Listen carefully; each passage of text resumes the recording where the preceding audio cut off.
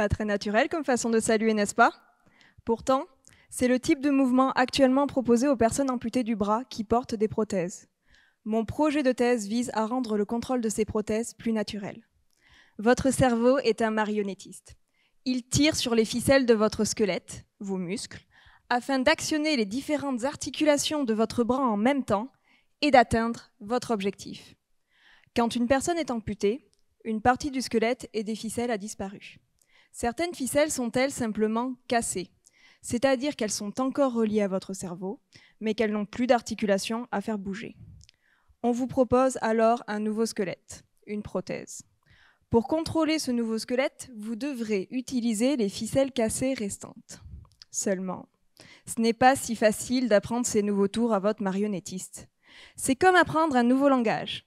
Parler ce nouveau langage vous fatigue plus, vous demande beaucoup plus d'attention et surtout, vous pouvez dire bien moins de choses que dans votre langue maternelle.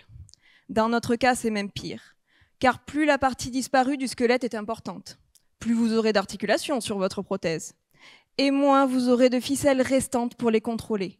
Vous ne pourrez donc pas contrôler toutes les articulations à la fois, et même en vous entraînant des heures et des heures, vous n'arriverez jamais à obtenir un mouvement aussi naturel qu'avant. C'est pourquoi une grande partie des personnes amputées au-dessus du coude préfèrent abandonner l'utilisation de leur prothèse. Le nouveau contrôle sur lequel je travaille ne nécessite pas d'apprendre un nouveau langage.